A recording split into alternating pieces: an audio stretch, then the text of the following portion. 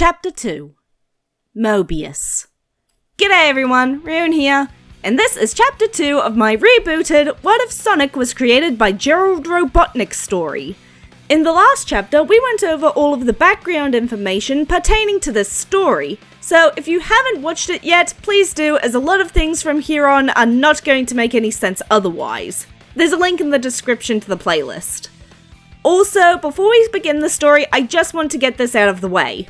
I've seen all the comments on the previous video about how the Two Worlds explanation for the Sonic lore got retconned a few months before I uploaded the first chapter. First of all, thank you for telling me about this. I had no idea Tails Tube is even a thing, and this explanation makes things so much less complicated.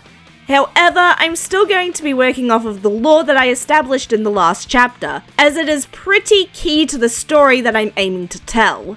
Trying to retcon it to match the new lore will literally break the story, so I'm not going to be doing that. However, any future Sonic What Ifs I do will be working on the new, streamlined lore from Tails Tube. Now let's begin the next chapter. With the knowledge of someone causing trouble while using the Robotnic name, Sonic dashes off in hopes of finding and stopping him, and maybe figuring out exactly where he is and what happened. While running through the terrain, he's sure to destroy any of the robots he comes across, cracking them like eggs and releasing the little animals within.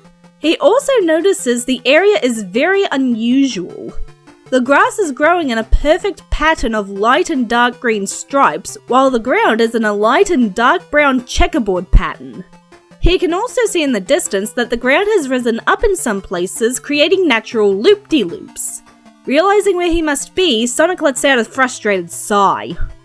He didn't think that portals between Earth and Mobius could manifest past the Carmen line, since there had been no recording of one in the past.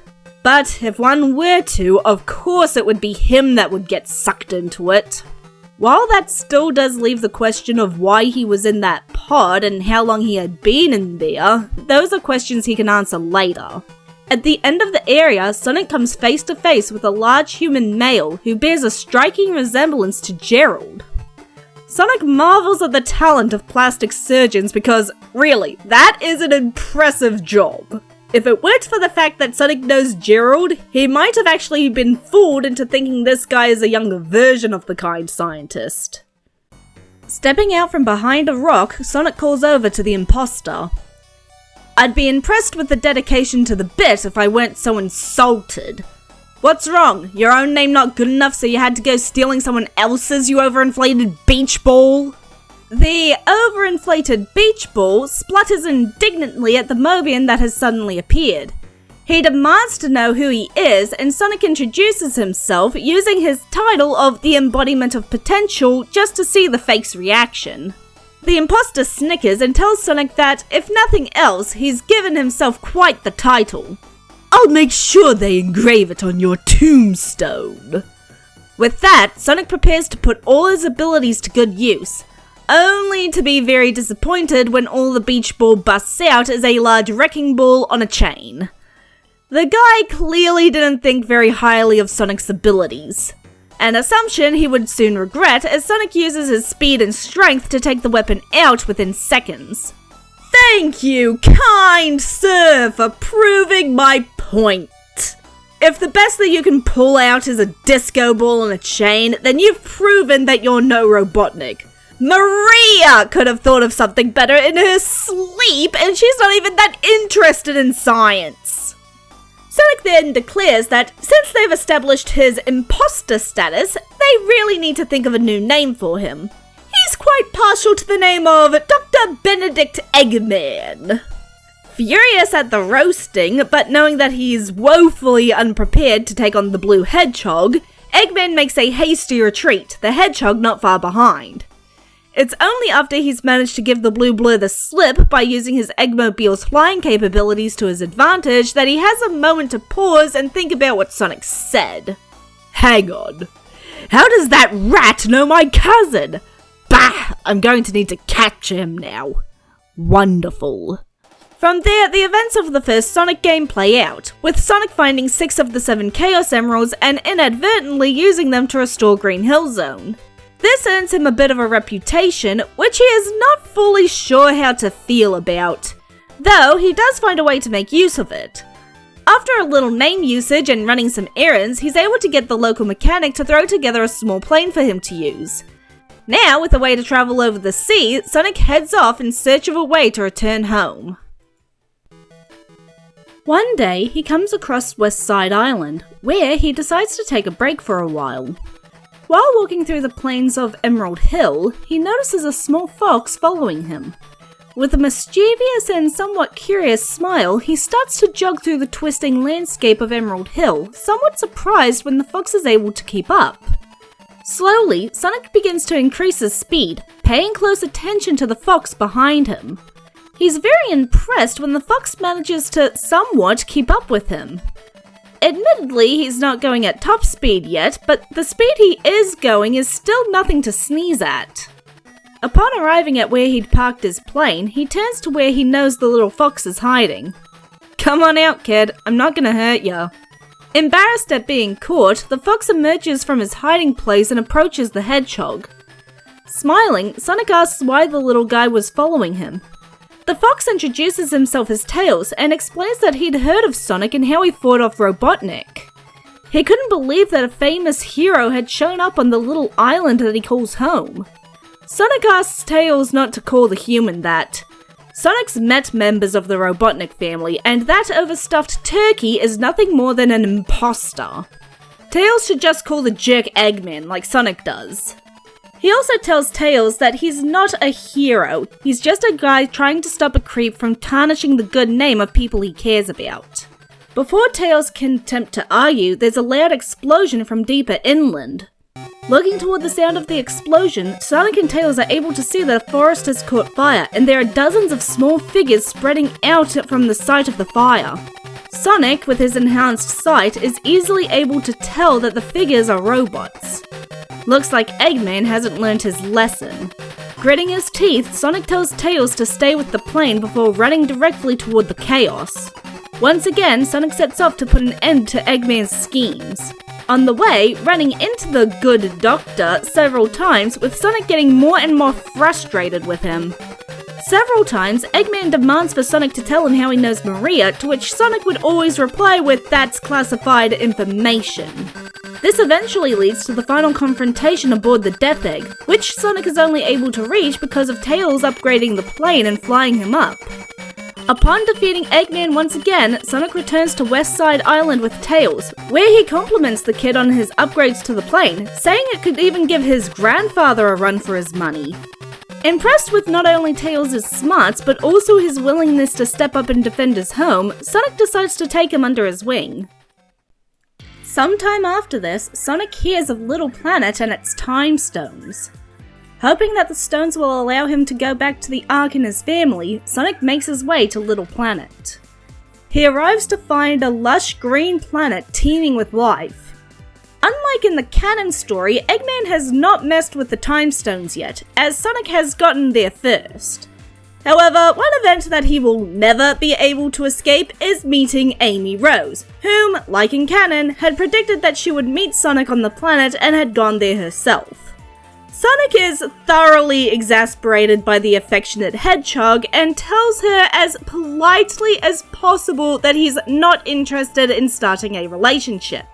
Especially not when his whole reason for coming here is to find a way home. Hoping to maybe impress Sonic and win his affection, Amy eagerly offers her aid in this venture and asks what he's looking for. Realizing that he's probably not going to be getting out of this and that he probably could use the help anyway, Sonic explains that he's looking for the Time Stones. Excitedly, Amy states that she knows exactly where they can find one of them and leads Sonic to a special stage ring.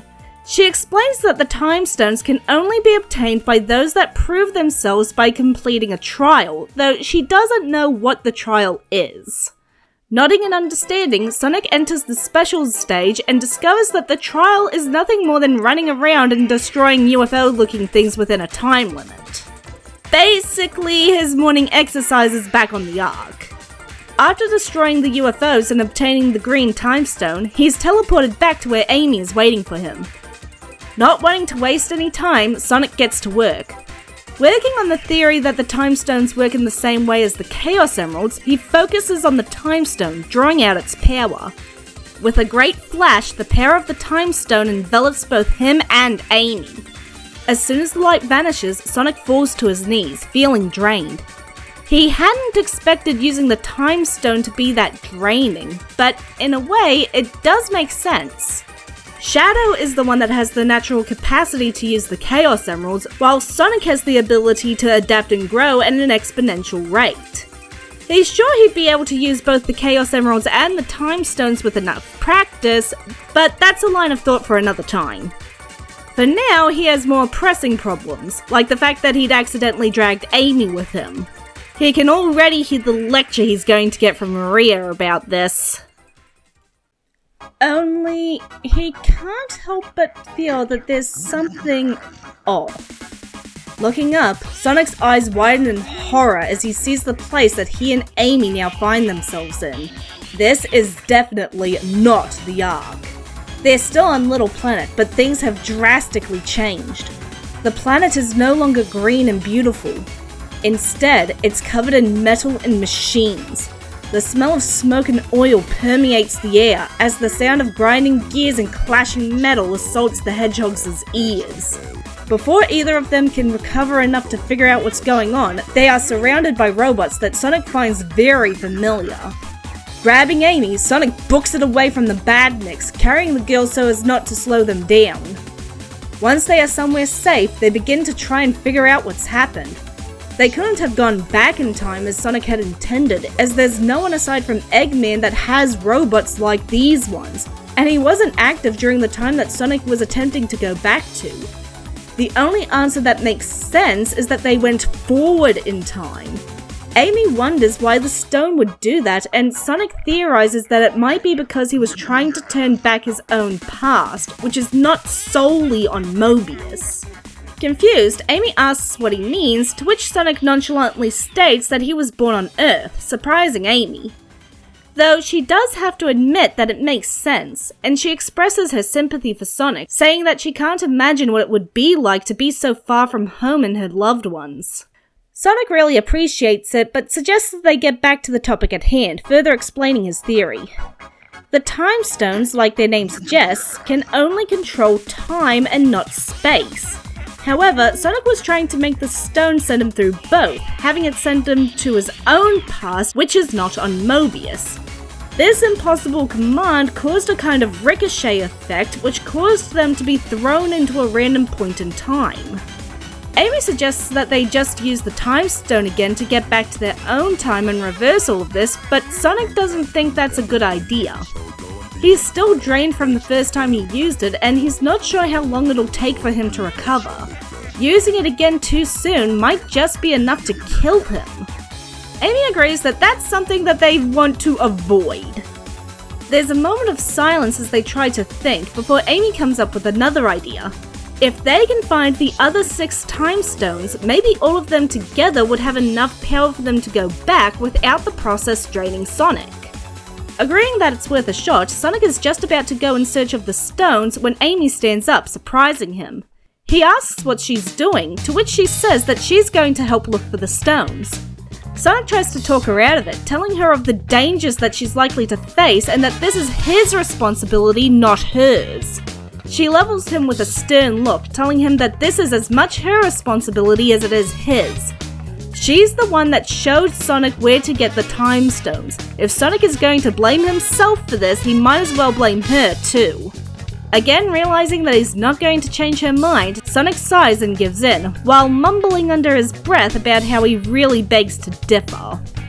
With a plan of action set, the two decide to split up in hopes of finding the stones faster, with Sonic going west and Amy going east.